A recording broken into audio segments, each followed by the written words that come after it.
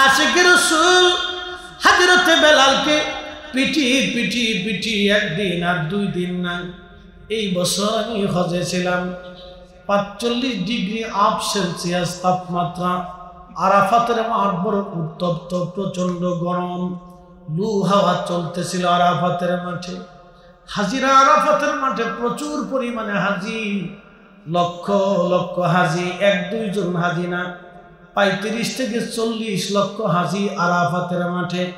কারণ আরাফাতের মাঠে যদি হাজি উপস্থিত না হয় তাহলে হজ হবে না।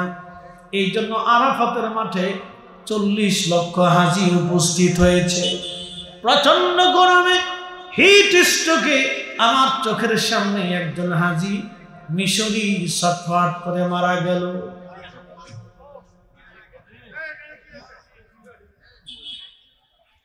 বাবা কথা কইস না,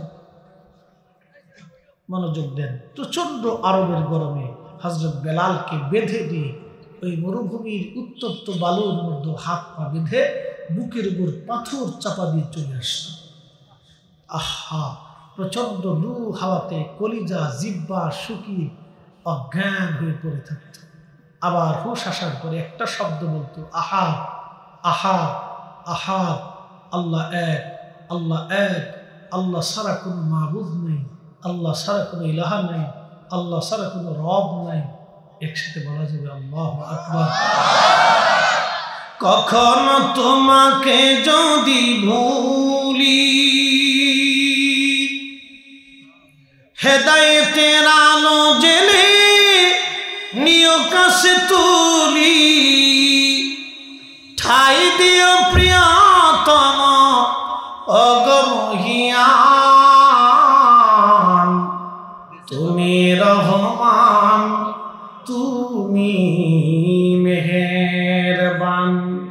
অন্ধ গাহে না শুধু তোমারি গুণগান, বুঝেও বুঝে না তবু শান, তুমি রহমান, তুমি মেহেরবান।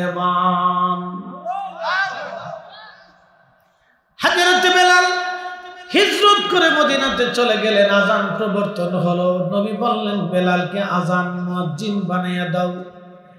আজান দিতেন হযরত বেলাল। আহা, বেলালের আজান পৃথিবীর অন্য কারো আজান এক হবে না। আজ সেই কোরআন আছে আগের মতোই, আবু বকরের মতো পাঠক নেই। আজ সেই আজানের রসম আছে আগের মতোই, বেলালের মতো মুয়াজ্জিন নেই। আজ সেই আশিক রাসূল বেলাল আজান দিতেন। যদি কোনোদিন মসজিদে নববীতে যান, সেই জায়গাটা এখনো আছে রিয়াজুল জান্নার পিছনের অংশে।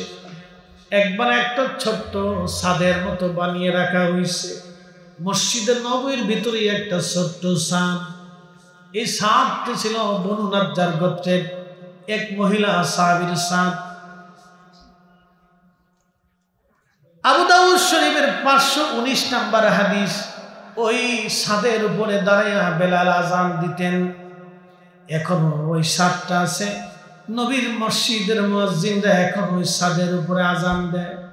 হযরত বেলাল ওইখানে দাঁড়ায় আজান দিতেন। আজানটা দেওয়ার পরে মিম্বরে মেহরাবে এসে তিনি আবার ইকামত দিতেন।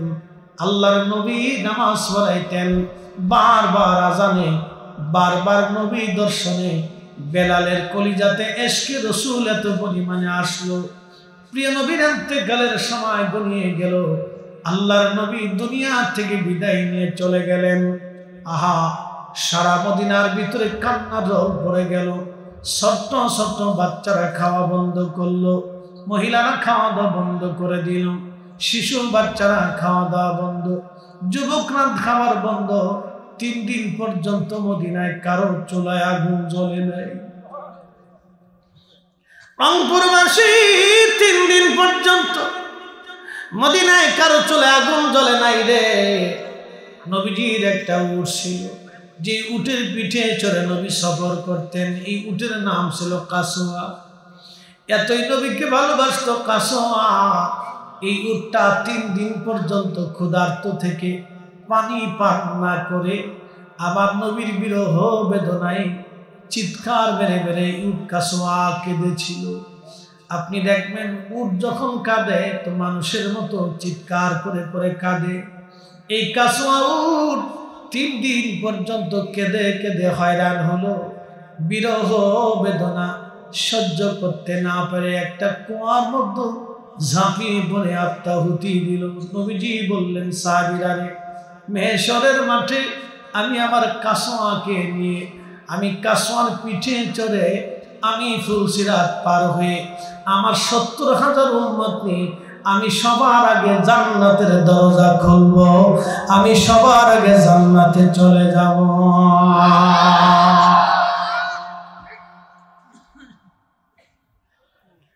আমি জানি প্রেমে পাগল সে তো মদিনা, ওরে প্রেমানলে পুরে মরি, প্রেমানলি পুরে মরি, ওহে রব্বানা। আমি জানি প্রেমে পাগল সে তো মদিনা। রংপুরবাসী হাজিরিন খুব মনোযোগ দিবেন। হযরত বেলাল পাগল পারা হয়ে গেলেন, নবী নাই, মানতেই পারতেছে না সাহাবীরা। এত বেদনা লেগে গেল, সাহাবীদের খাওয়া দাওয়া বন্ধ হয়ে গেল। আহলে সুফার সাহাবীরা বড় কষ্টের মধ্যে দিন চলতে লাগলো। নবী নাই, সাহাবীরা নবীবিহীন কি করে বাঁচবে, পাগল পরা হয়ে গেল সাহাবীরা। বেলাল বললেন, আর আমি আজান দেব না গো, আজান দিলে নবী নামাজে আসতো, আর আমি আজান দেব না, আমি আজান দিতে পারবো না, আমি আজান দিতে অক্ষম। নতুন মুয়াজ্জিন নিয়োগ হলো। আল্লামা ইমাম জাইলাই নাসপুরের মধ্যে তিনি লেখেন, বেলাল ছোট্ট গাঠুরি বেঁধে হযরত আবু বকরের কাছে আসছে, এসে বলল, হুজুর বিদায় দেন, আমি আর মদিনায় থাকবো না, সিরিয়ার দামেস্কে চলে যাব। আবু বকর বললেন, বেলাল তুমি আজানটা দাও, চাইছিলাম তুমি আমাদের সাথে মদিনাতে থাকবে। বেলাল বলল, আবু বকর, কঠিন কাফেরের অত্যাচারের সময় আপনি অনেক টাকা দিয়ে আমাকে কিনে আজাদ করেছিলেন, আপনার নিজের জন্য কিনেছেন না আল্লাহর জন্য। আবু বকর কেঁদে দিয়ে বললেন, বেলাল রে, আমি তোকে আজাদ করে দিয়েছি আল্লাহকে খুশি করার জন্য। বেলাল ডাক দেখে, আবু বকর, তাহলে আপনি আমার উপর জোর করতে পারেন না, আমি আর আজান দিতে পারবো না। এই বিরহ বেদনা বেলালের আর সহ্য হলো না, চলে গেলেন সিরিয়ার মধ্যে।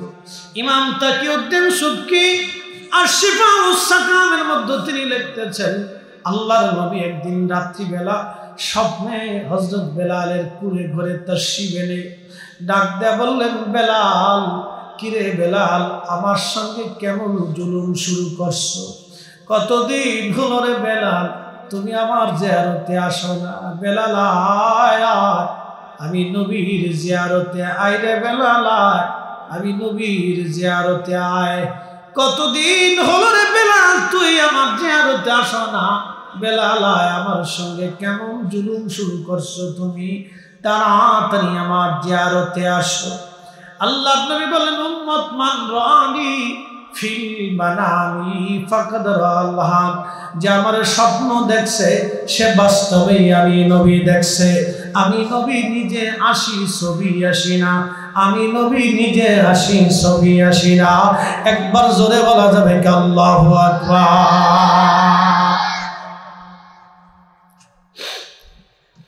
আমি রাসূল নিজে আসি। ফাকাদ রাআল হক, ফাকাদ রাআল হক, সত্যই দেখেছ, আমি রাসূল নিজে আসি ছবি আসি। রাসূল এখনো স্বপ্ন আসে। যদি দেখতে চান তো বেশি বেশি দুরুদের আমল করবেন আর হালাল খাবার খান।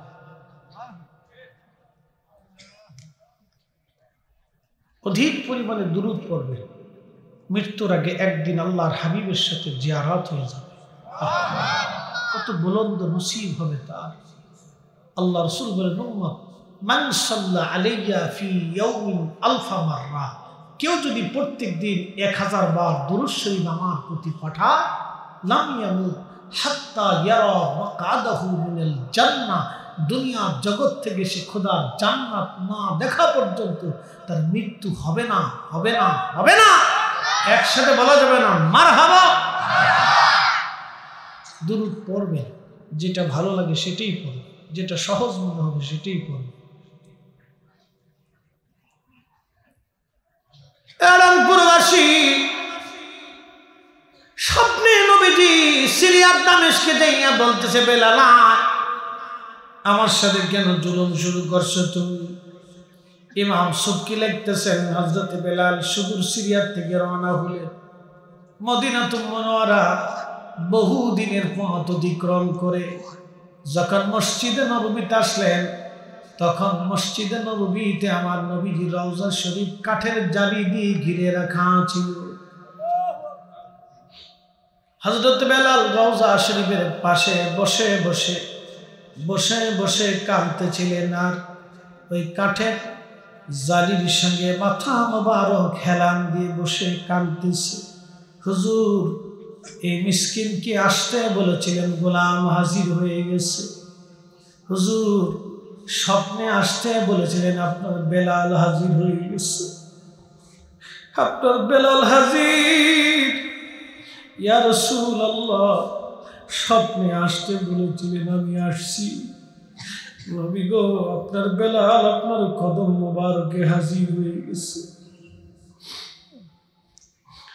হাজিরিন, আশিক রাসূল হযরত বেলাল বসে বসে রওজা শরীফের সঙ্গে হেলান দিয়ে বসে বসে কাঁদতেছি। নতুন মুয়াজ্জিন আযান দেওয়ার জন্য এসে দেখে রে, নবীজির মুয়াজ্জিন রওজা শরীফের সঙ্গে হেলান দিয়ে মাথা টুকিয়ে বসে বসে কাঁদে।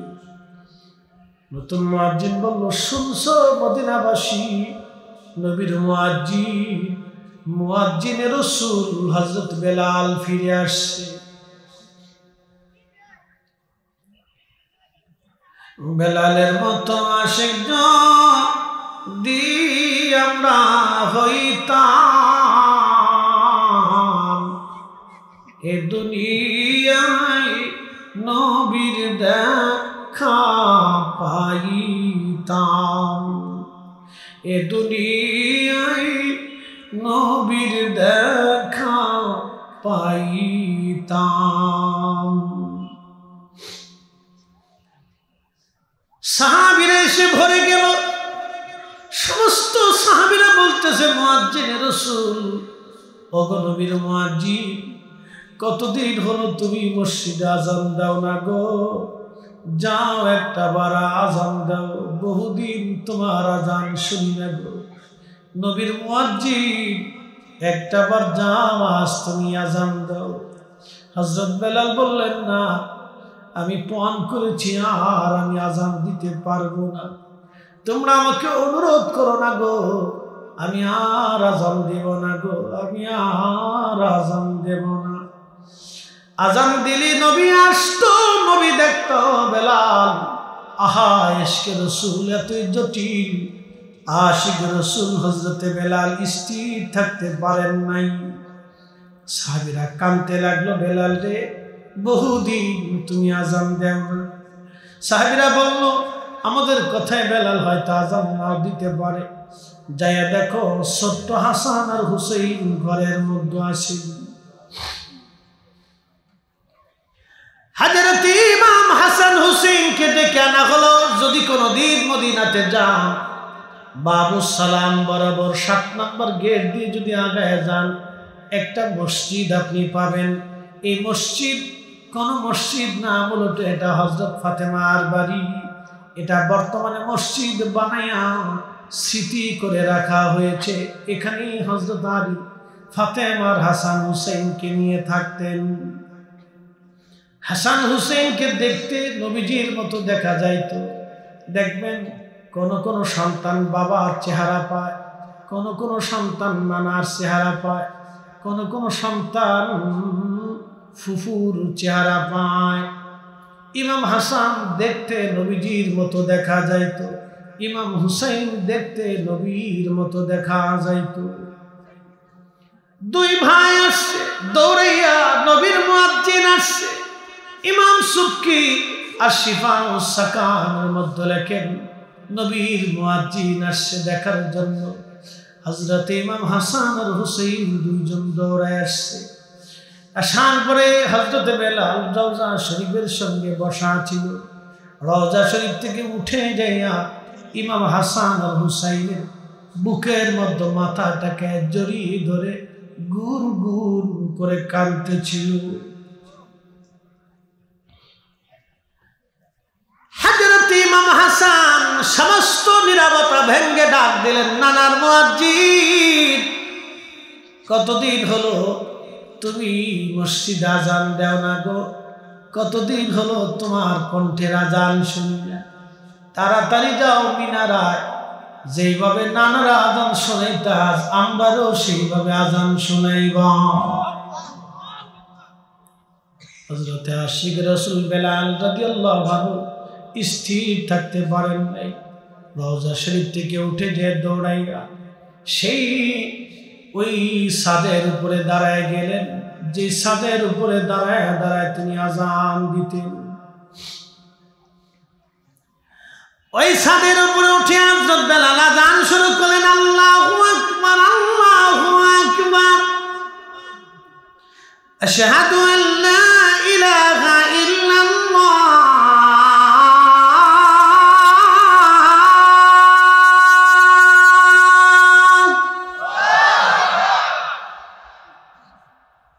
রাতের তাহাজ্জুদের সময় সারা মদিনাতে আজানের আওয়াজ ছড়িয়ে গেল। মদিনার ঘরে ঘরে ঘরে ঘরে আজান ছড়িয়ে গেল। সব সাহাবীরা ঘর থেকে বের হইয়া মসজিদ নববীর দিকে দৌড়াইতে লাগলো।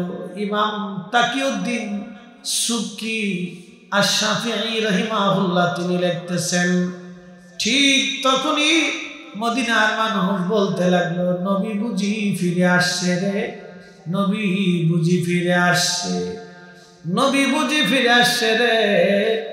নবীর মুয়াজ্জিন বেলাল বহুদিন পরে আজ আজান দিচ্ছে, রাসূল বুঝি ফিরে আসতেছে, রাসূল বুঝি ফিরে আসছে। সারা মদিনায় কান্নার রোল পড়ে গেল। শিশু বাচ্চারা কাঁদে, যুবকরা কাঁদে, মহিলারা কাঁদে। নারী পুরুষ ঘর থেকে বের হইয়া মসজিদ নববীর দিকে দৌড়ায় দৌড়ায় আসতে লাগলো। নবীর মুয়াজ্জিন বেলাল আসছে রে, নবীর মুয়াজ্জিন বেলাল আসছে। যখন হযরত বেলাল আশহাদুর সাক্ষী দিতে যাইয়া তিনি আযানের অংশ বলতে লাগলেন, আশহাদু আন্না মুহাম্মাদার রাসূলুল্লাহ,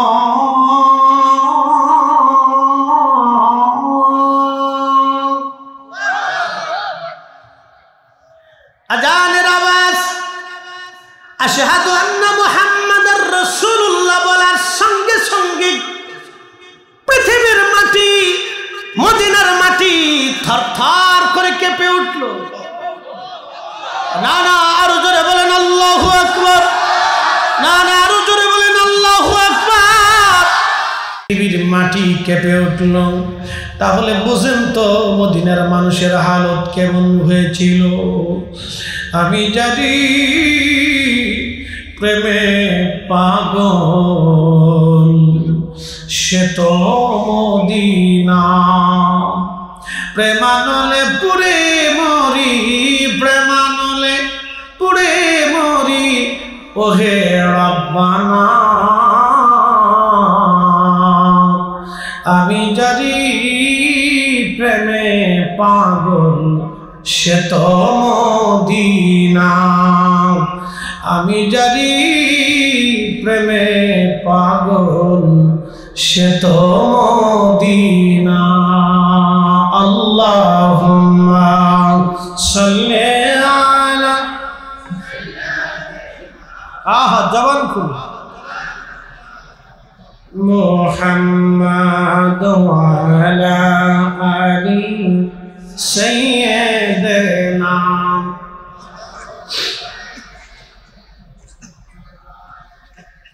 নবীর ইন্তেকালের পরে বেলাল দুইবার আজান দিয়েছিল। কয়বার? মাত্র দুইটা আজান বেলাল দিয়েছিল। একটা আজান ইমাম সুবকির কিতাব অনুযায়ী মদিনা মুনওয়ারাতে যখন আশহাদু আন্না পড়লেন বেলাল অজ্ঞান হয়ে গেলেন, বেহুশ হলেন, আর আজান দিতে পারেন নাই। আর কোনদিন নবীর মসজিদে আর বেলাল আজান দেন নাই। চলে গেলেন তিনি সিরিয়ার দামেস্ক। হযরত ওমরের আমলে যখন মুসলমানরা বাইতুল আকসা বিজয় করল, ওই বিজয়ের সুসংবাদ শুনে সিরিয়ার দামেস্ক থেকে বেলাল বাইতুল আকসাতে ছুটে গেলেন। হযরত ওমর অনুরোধ করে, বেলাল আর একটা আজান তুমি বাইতুল আকসায় দাও, মদিনাতে আজান দিছো, হেরেমে তুমি আজান দিয়েছো, তুমি রাসূলের মুয়াজ্জিন, আল্লাহর মনোনীত মুয়াজ্জিন তুমি। বেলাল আর একটা আজান তুমি বাইতুল আকসায় দাও। হযরত বেলাল বলে, ওমর রে, নিয়ত করেছি নবীর ইন্তেকালের পরে আমি আর কোনোদিন আজান দেব না, আমাকে অনুরোধ করো না। আবু দারদা রাদিয়াল্লাহু তাআলা আনহু ছিল, আরো অনেক অনেক সাহাবীরা উপস্থিত ছিল। সবাই বলল, নবীর মুয়াজ্জিন, একটা আজান তুমি বাইতুল আকসায় দাও, জীবনের একটা আজান তুমি বাইতুল আকসায় দাও। হযরত বেলাল বাইতুল আকসা বিজয় হওয়ার পরে বাইতুল আকসার পাশে দাঁড়িয়ে আর একটা আজান দিয়েছিলেন।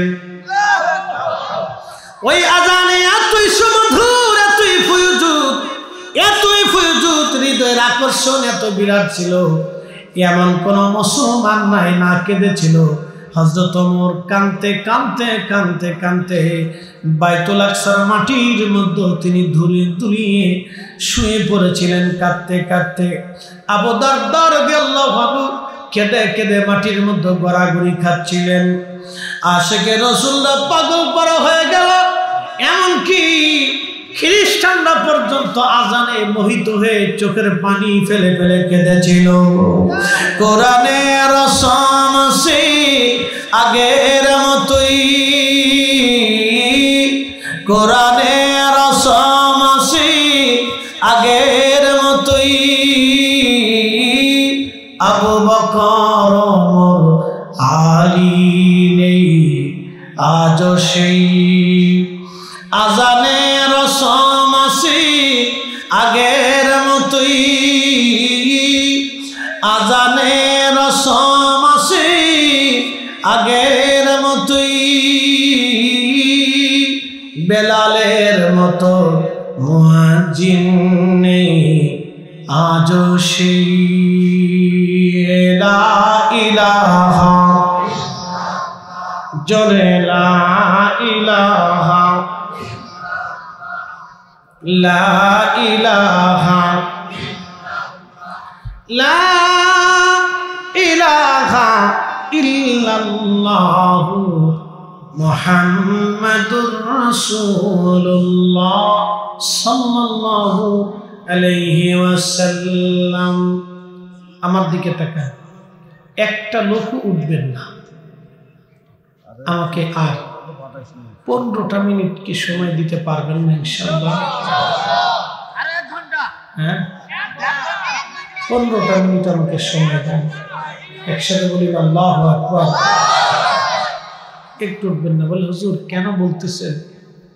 মা বাবা এই শীতের মধ্যে মা অনেক কষ্ট করছে বাইরে, একটা রজনীর মায়ের ঋণ শোধ করতে পারবেন? বাবার একটা রাতের পরিশ্রম ঋণ আপনি কখনো শোধ করতে পারবেন? ওই বাবা মা দাদা দাদি আপনার জন্য জমা জমি করে শরীরে রক্ত পানি করে কবরে চলে গেছে। তারা দোয়ার প্রতীক্ষায় কবর থেকে চাতক পাখির মতো বসে আছে। তারা জানে যে কেল্লাবন্দ চৌড়াপাড়ার এহসান নুরানি মাদ্রাসা মাহফিলে আজকে দোয়া হবে। আমার সন্তান গেছে, আমার নাতি গেছে, তারা দোয়া করবে। মাত্র 15টা মিনিটের জন্য একটু বসে তাদের জন্য দোয়া করে যান। একদিন মাটির ভিতরে হবে ঘরে মন আমার, কেন বান্ধ দালান ঘর।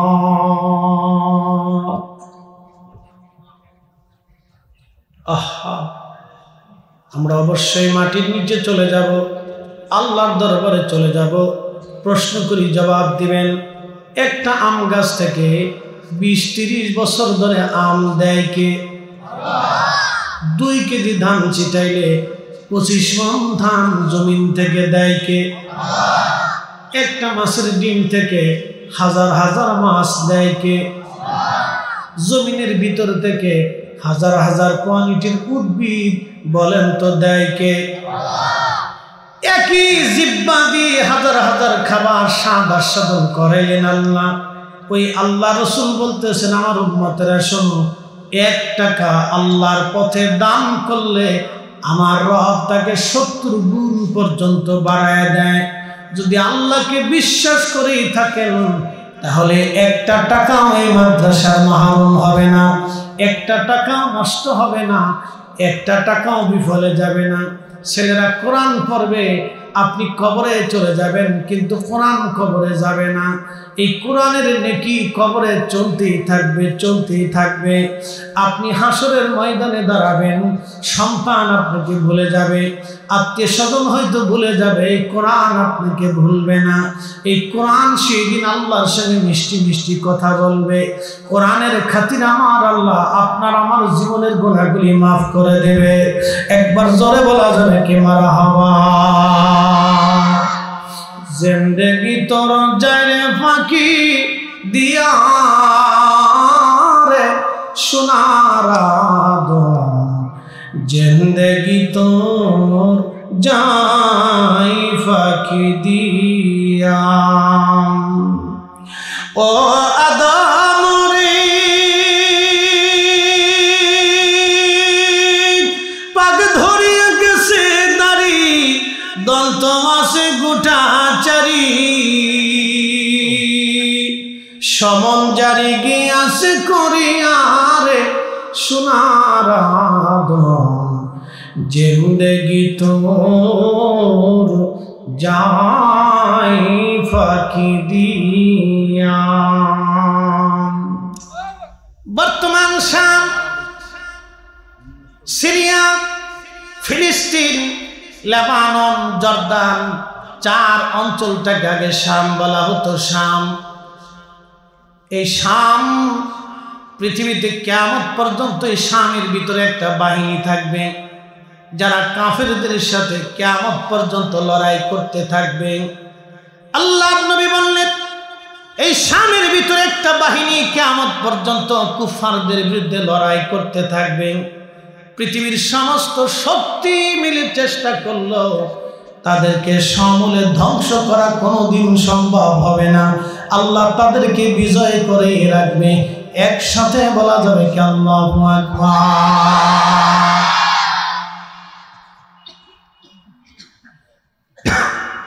আমরা হলে জিমাইন না মুসলমান, বলে হুজুর কেডা? আমরা মসজিদেও যাই, মন্দিরেও যাই। দুর্গা পূজা হইলে হিন্দু চেয়ে মুসলমানের গোলা বেশি থাকে। আচ্ছা মুসলমান, আপনাকে জিজ্ঞেস করি, মন্দিরে আপনার কাজ কি? হিন্দু সে পূজা করতেছে, দুর্গা পূজা, কালী পূজা, গণেশ পূজা, সরস্বতী পূজা, লক্ষ্মী পূজা, তার যত পূজা আছে সে করুক, ওটা আমাদের ফাংশন না। আমরা তার নিষেধও করতে যাব না, মারতেও যাব না, বাধাও দিতে যাব না, কারণ তার দেশের নাগরিকত্বের অধিকার আছে। ঠিক আছে না ভাই? আমরা মুসলমান দুর্গা পূজা যে বই থেকে কি কথা কর না কেন? কোন হিন্দু জীবনে দেখছেন আমাদের মসজিদে এসে নামাজের কাতারে দাঁড়াইছে? আমাদের ঈদের মাঠে দাঁড়াইছে? দেখছেন কোনোদিন একদিন একটা গরু কুরবানি দিছে? তা আপনি কেন কালী পূজায় যান? কি কথা কর না কেন? তার কাজ সে করুক, আমার কাজ আমি করি। মুসলিম হয়ে কেন দুর্গা পূজায় যাবে? আজকে শুনে আপনারা এখানে যারা বসে আছেন, ওই শহরে যদি কোনো বাংলাদেশের কোনো নায়িকা গায়িকা আউলা জাউলা আউলা বাউলা আসতো, তাহলে এখানকার অর্ধেক মানুষ ওই জায়গায় চলে যেত। আমি ভালো করি ভালো করি। প্রিয় উপস্থিতি, শুনিয়া যান, সিরিয়ার আলেপ্পো নগরী থেকে ইরাকের বাগদাদে একখানা চিঠি আসলো খলিফা হারুন রশিদের দরবারে। চিঠির মধ্যে লেখা, খলিফা, আমাদের আলেপ্পো নগরীতে আজ 1 মাস হলো কোনো বিচারক নাই। খলিফাতুল মুসলিমিন বিচার কার্য না হওয়ার কারণে শহরে চুরি ডাকাতি বেড়ে গেছে, খুন খারাপি বাড়ছে, অন্যায় বেড়ে গেছে। খলিফা, একজন বিচারক আমাদের দরকার। খলিফা হারুন রশিদ চিঠির মধ্যে লিখে পাঠাইলেন, আগামী 7 দিনের মধ্যে সিরিয়ার আলেপ্পো নগরীতে নতুন বিচারক যাবে। খলিফার সিদ্ধান্ত মোতাবেক 7 দিনের ভিতরে নতুন বিচারক আসলো।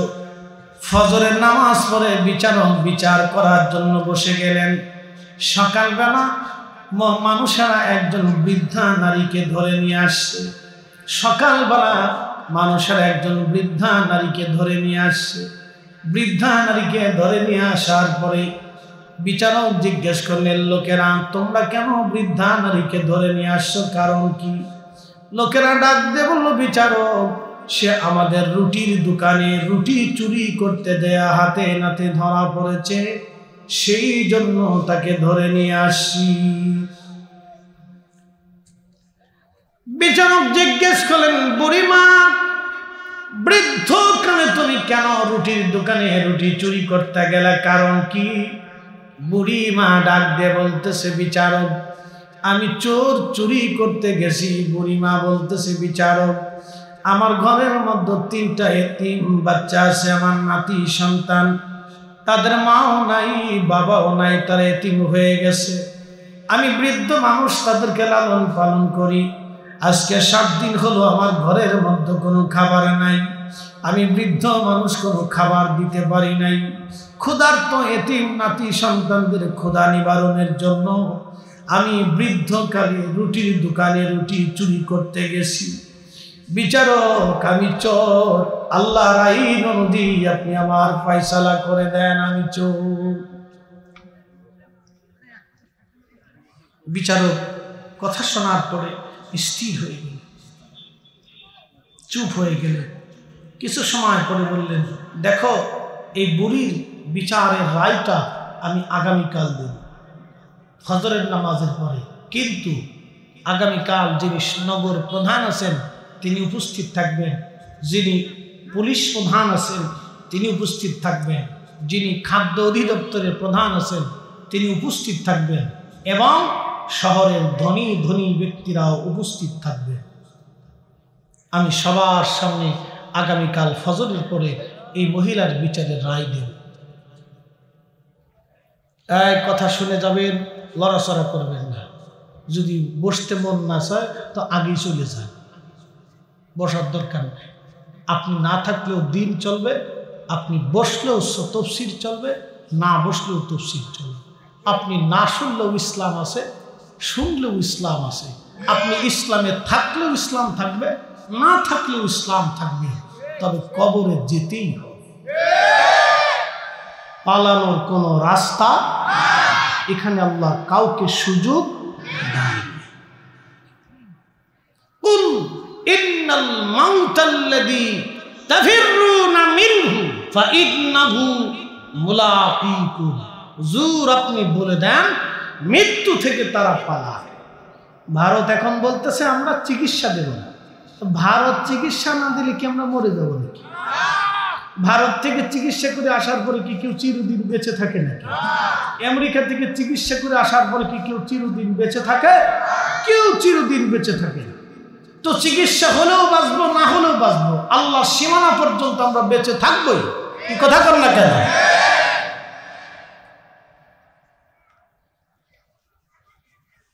মনোযোগ দিয়ে তো আল্লাহ বললেন, হাবিব উম্মতকে বলেন মৃত্যু থেকে তারা পালাইতে চায়। নবী গো বলে দেন মৃত্যু থেকে তারা পালাইতে পারবে না, এ মরণ তার সাথে মুলাকাত করবে। আহা, চিরসত্য, এই মৃত্যু মুলাকাত করবে তোমার সাথে। মানুষ মরে যাওয়ার 24 ঘন্টা পর থেকে পায়খানা রাস্তা দিয়ে পোকা আসে, পোকা। ইস, মানুষের কত অহংকার, আমি অনেক কিছু, আমি হেতা সেতা খেতা নেতা, এটা চিনস মানে চিনস নি আমার চিনস। ইস, ওনার চিনতে হবে মরার পরে পায়খানার রাস্তা দিয়ে 24 ঘন্টায় পোকা আসে। প্রধানমন্ত্রীও চিনে না, রাষ্ট্রপতিও চিনে না, প্রধান সেনাপতিও চিনে না। মানুষের কিচ্ছু নেই, কিচ্ছু নেই, মানুষের কিচ্ছু নেই, কিচ্ছু নেই মানুষের, সব কাজ মানুষের দিছে কে? আসতে বলবেন না, জোরে বলেন দিছে কে? একসাথে বলেন কে দিয়েছে? আল্লাহ দিয়েছে। আমাদের কিচ্ছু নেই, আমাদের চোখের আলোটা আল্লাহ দিয়েছে, অন্ধ বানাইলে কিচ্ছু করার নাই, বুঝে তারপরে যাবে। প্রিয় রংপুরবাসী, মনোযোগ দিয়ে কথাগুলি শুনবেন। মানুষের মৃত্যুর 24 ঘন্টা পরে পায়খানা রাস্তা দিয়ে পোকা আসে, পোকা পোকা পোকা আসে, পোকা দুর্গন্ধ ছড়িয়ে যায়। তখন আপনার আপনজনগুলি সবাই তাড়াতাড়ি কবর দিয়ে দিবে, কেউ আর কাছে রাখবে না, ধরে রাখবে না।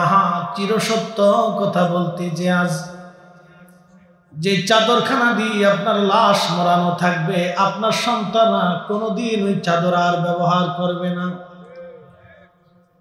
চিরসত্য, এই চাদর আপনার সন্তান আর কোনোদিন ব্যবহার করবে না। ভয় পায়, ভয় পায়। যে বিছানার চাদর দিয়ে আপনাকে মুড়িয়ে রাখা হবে, আল্লাহ কসম করে বলতেছি, আপনার স্ত্রী ওই বিছানার চাদর আর ব্যবহারই করবে না। ভয় পায়, ভয় পায়। তো যদ্দূর পারেন স্ত্রীর জন্য, খুশির জন্য সুদ খাবেন, ঘুষ খাবেন, আপনার বউ কিয়ামতের ময়দানে আপনাকে তরাইব।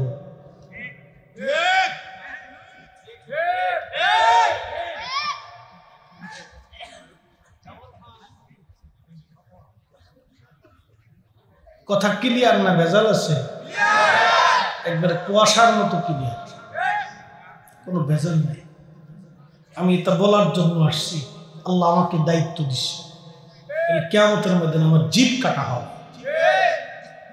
আপনি ঠিক বললেও ঠিক, না ঠিক বললেও ঠিক, আমার জিভ কাটা হবে।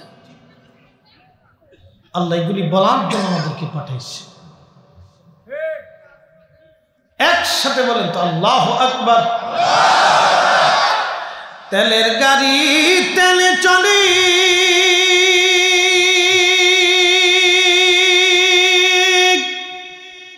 হাওয়ার গাড়ি হাওয়ায় উড়ে, বিনা তেলে চালায় গাড়ি নবী সুলাইমান। আমরা সেই মুসলমান।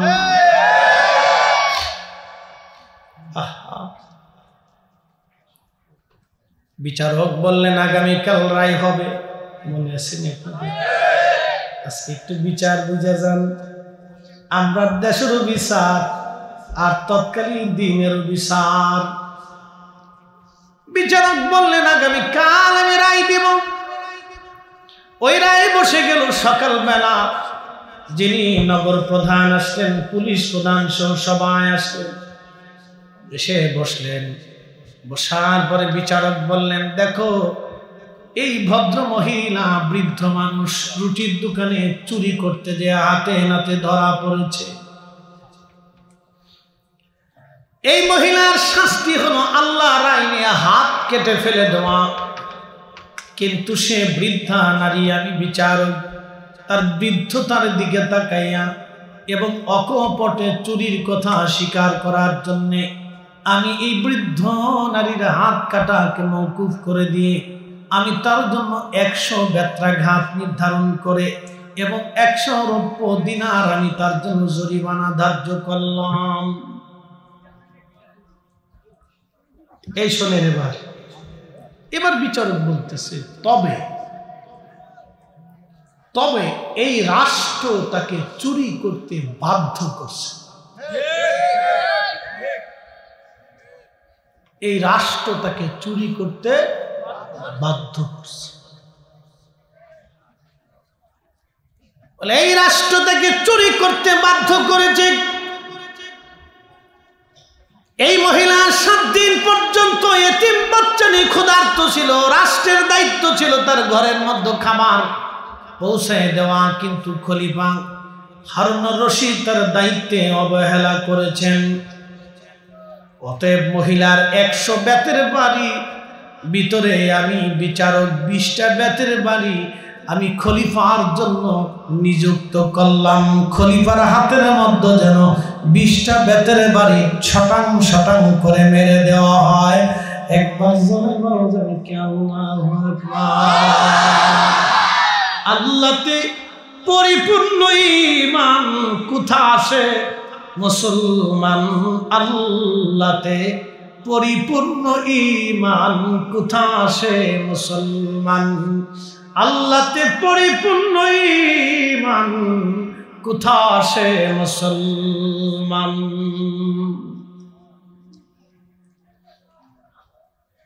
এইরকম বিচার মাটি খুঁজে পাওয়াটাই মুশকিল। মাটি খুঁজে পাবেন কিনা চিন্তা করে।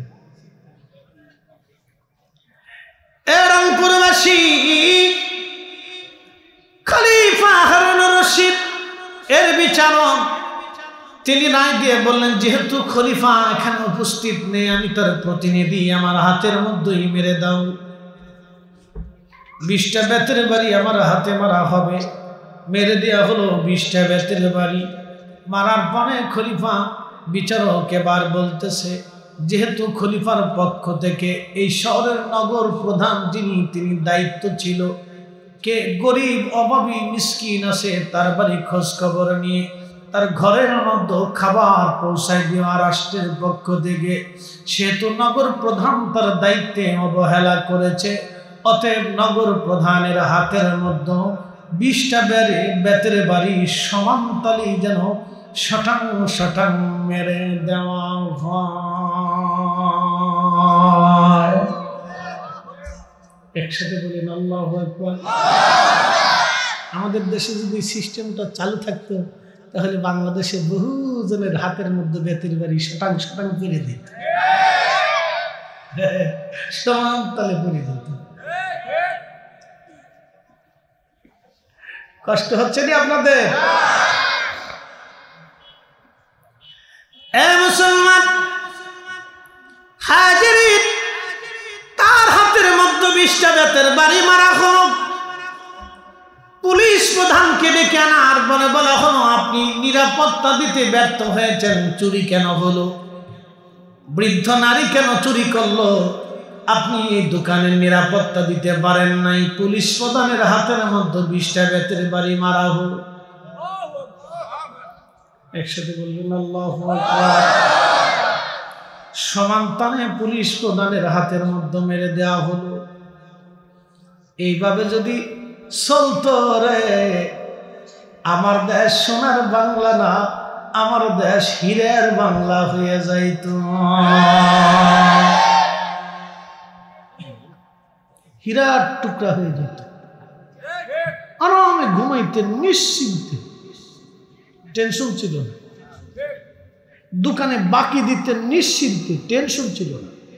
এখন বাকি দিবেন, কবে দেখা করবে আল্লাহ জানে। বাকি নিয়ে চলে গেছে, আর দোকানের সামনে আসে না। বহুত মুসল্লি আছে, বিরাট বুজুর্গ। রংপুরবাসী এবার এই লোকটাকে ডেকে আনা হলো। 3 নম্বর লোকটা হলো যিনি খাদ্য অধিদপ্তরের দায়িত্ব ছিলেন। বিচারক বললেন তার হাতের মধ্যে মেরে দেওয়া হোক, কারণ এই গরিবের বাড়ি খোঁজ নিয়ে তার ঘরে খাবার পৌঁছানোর দায়িত্ব ছিল তার। যেহেতু খলিফার দেওয়ার দায়িত্ব সে পালন করে নাই, তার হাতের মধ্যে 20টা বেতের বাড়ি মারা হোক। সমানতালে তার হাতের মধ্যে 20টা মারা হলো। এবার বিচারক বললেন ধনী ব্যক্তিরা যদি গরিবের বাড়ি খোঁজ নিয়ে রাত্রিবেলা খাবার খাইতো, এই মহিলা না খেয়ে থাকতে হতো না। যেহেতু শহরের ধনীরা গরিবের বাড়ি খোঁজ না নিয়ে খাবার খাইছে, অতএব প্রত্যেক ধনীদের হাতের মধ্যে মেরে দেওয়া হোক। আর জোরে জোরে জোরে জোরে জোরে জোরে জোরে জোরে।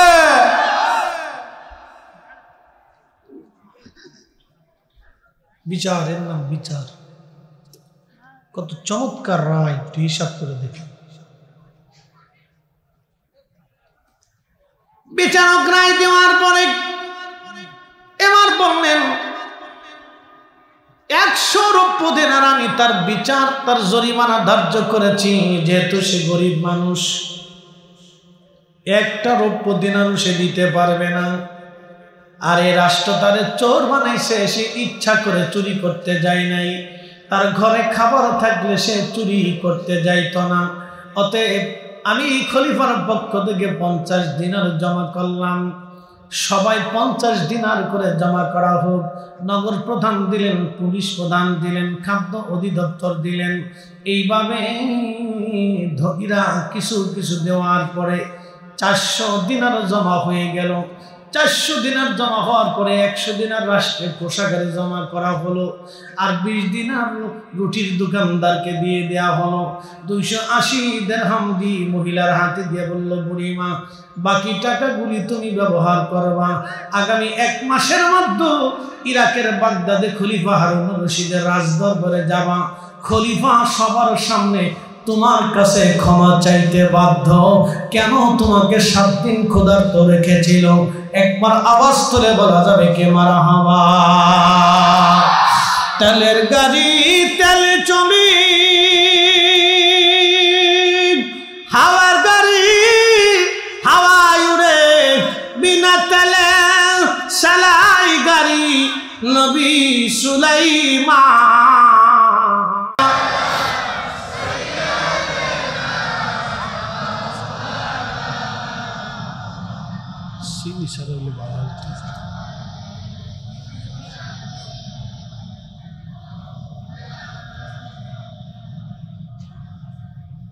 বাবাজি দুরূদ শরীফে 1 দুরুদে 10 নেকি, 10টা গুনাহ মাফ হয়, 10টা আল্লাহর রহমত নাজিল হয়। শুনে যান, আপনাদেরকে বলি, মদিনাওয়ালার সাথে কথা বলতে কি মন চায় না? আল্লাহ রসুলের সাথে কথা বলতে মন চাই তো? আপনি দুরুদ যখন রসুলের আল্লাহর দুরুদ যখন তেলাওয়াত করবেন, তখন এই দুরুদ আর এখানে থাকবে না, এটা সরাসরি সাথে সাথে প্রিয় নবী রওজা মুবারকে পৌঁছায় দেওয়া হবে। 1 সেকেন্ড দেরি হবে, আপনি পড়তে পড়তে রওজা শরীফে চলে যান। আপনার নাম, আপনার বাবার নাম, আপনি কোন স্থানে বসে পড়তেছেন সেটা উচ্চারিত হয়ে যায়, রসুলের দপ্তরে সেটা উচ্চারিত হয়ে যায়। একসাথে বলেন আল্লাহু আকবার। আল্লাহুম্মা সাল্লি আলা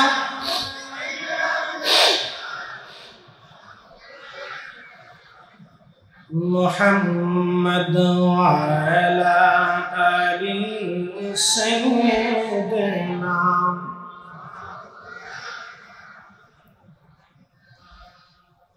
ত্রিভুবনের প্রিয় মুহাম্মদ এলরে দুনিয়ায়,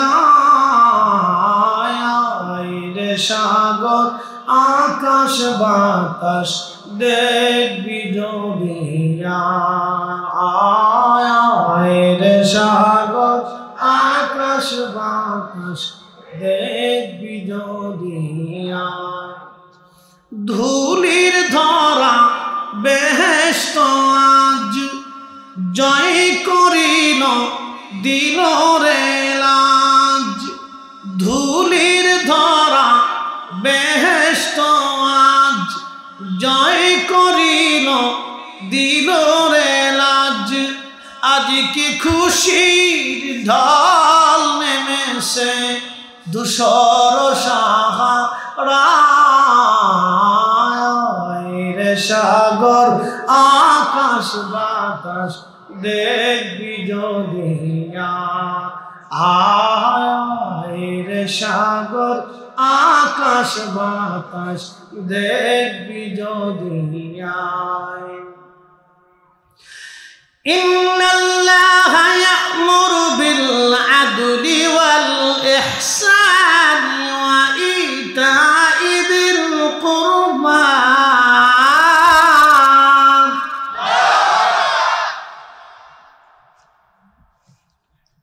এই কোরআন আমার রব মালিক ডেকে বলতেছে, হে বান্দা, আমি রব তোমাদেরকে হুকুম প্রদান করলাম, নির্দেশ দিলাম, পৃথিবীতে তোমরা ন্যায় করবা, অন্যায় করবা না। ন্যায় কি করবা? জোরে বলেন, কি করবা? ব্যবসায় মাল কম দেব, খাবারে ভেজাল দেব, অন্যের সম্পদ মেরে দেব, সুদ ঘুষ খাবো। তোমরা পৃথিবীতে ন্যায় কাজ করবা, অন্যায় করবা না। আর একটা কাজ তোমরা করবা, ইহসান করবা, দয়া করবা। দয়া দয়া মাল্লাম ইয়ারহামিন নাস মাল্লাম ইয়ারহামিল্লাহ। যে মানুষকে দয়া করে না, আল্লাহ তাকে দয়া করে না। যে মানুষকে দয়া করে না, আল্লাহ তাকে দয়া করে না। আজকের মাহফিলে আপনারা বসে বসে সুন্দর করে ওয়াজ শুনতেছেন, আর আমি নির্ভয়ে আপনাদের সামনে কথা বলতেছি। কিন্তু এমন একটা দিন ছিল ইসলামে, আপনি কালেমা পড়েছেন, শোনার পরে আপনার পিঠের চামড়া তুলে ফেলা হতো। আমাদের বাংলাদেশে হিন্দু সম্প্রদায়ের যারা আছে, আমি মনে করি তারা মায়ের কোলে ঘুমায়। পার্শ্ববর্তী দেশে ভারতে যদি যান, বহু এলাকা আছে মুসলমান গরু কুরবানি করতে পারে না। কথা বল না, জোরে বলো না, মিথ্যা বলছি? সত্য। বহু মসজিদে তারা আজান দিতে পারে না, মাইকে আজান দিতে পারে না, মাইক ছাড়া আজান দিতে হয়। ইচ্ছা করলে তারা মসজিদ বানাইতে পারে না, ইচ্ছা হলে মাহফিল সাজাইতে পারে না। বন্ধু, খুব মনোযোগ দিবেন, পৃথিবীর বহু জায়গা আছে ইচ্ছা করলে আপনি ওয়াজ করতে পারবেন না। প্রশাসনের অনুমতি লাগবে, অনুমতি আপনাকে দেওয়া হবে না। বন্ধু, মনোযোগ দিবেন। এই কালেমার জন্য সাহাবীদের পিঠের চামড়া চলে গেল। ইসলামের প্রথম নারী হযরত সুমাইয়া রাদিয়াল্লাহু আনহা। আমাদের দেশের ফুসকা খাওয়া সুমাইয়া না,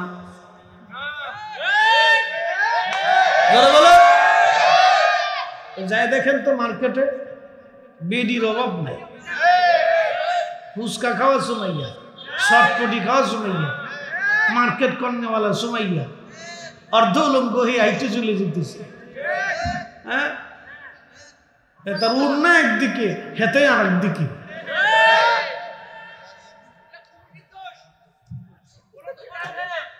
খুব মনোযোগ দিয়ে শুনিয়া যাবেন। কি কষ্ট হচ্ছে না আপনাদের? চলবে তাহলে চলবে, আরো 20 মিনিট চলুক ইনশাআল্লাহ, নাকি? হ্যাঁ, সারা রাত্র বলেন, সারা রাত, সারা রাত বলেন ইনশাআল্লাহ। ইনশাআল্লাহ সারা রাত থাকা বলে নাকি লেখা হয়ে গেছে। একসাথে বলবেন আল্লাহু আকবার। এটা আপনি নবীর উম্মত, আখিরি নবীর উম্মত, শ্রেষ্ঠ নবীর উম্মতের কারণে আল্লাহ আপনার আমল নামা নেকি লিখে দিছে। শ্রেষ্ঠ নবী দিলাম রে তরিয়ে নিতে রোজা হাসরে, পথ না ভুলি তাই তো দিলে পাক কোরআনের বাণী। খুদা তোমার মেহেরবানি, সুন্দর ফল সুন্দর ফল মিঠা নদীর পানি। খুদা তোমার মেহেরবানি, বলেন খুদা তোমার মেহেরবানি। বন্ধু, খুব মনোযোগ দিবেন। এই কালিমার জন্য সর্বপ্রথম যে নারীকে ধরে নিয়ে যাওয়া হলো তার নাম হযরত সুমাইয়া। ও নারী সমাজ, ভালো করে শুনে যাবেন। হযরত সুমাইয়া রাদিয়াল্লাহু আনহা ছিলেন কৃতদাসী, খুবই হতদরিদ্র, পীড়িত নিপীড়িত। সুমাইয়াকে ধরে নিয়ে যাওয়ার পরে হযরত সুমাইয়াকে যখন ধরে নিয়ে যাওয়া হলো, আবু জাহেল ডাক দিয়ে বলল, সুমাইয়ারে কালেমা ছাড়বি না জীবন দিবি? সুমাইয়া রাদিয়াল্লাহু আনহা বললেন, আবু জাহেল রে, জীবন দিয়ে দিব কিন্তু ঈমান দেব না। আবু জাহেল বলল, দাসীর এত বড় সাহস, কালেমা পড়ছে, ওর শাস্তিটা বড় কঠিন হবে।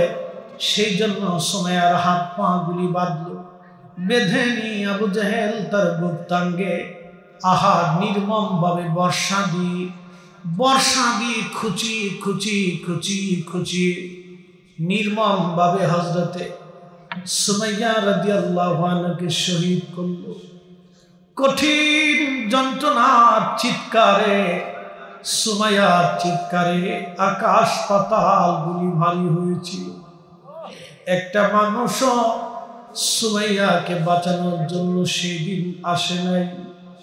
সুমাইয়া বলতেছিলেন, মালিক শুধু তুমি আমাকে হেদায়েত দিয়েছো, ঈমান আমার থেকে বের করে নিও না আল্লাহ। আল্লাহ আমার ঈমান কেড়ে নিতে চায়, এই কঠিন মুহূর্তে তুমি আমার ধৈর্য দিয়ে দাও আল্লাহ।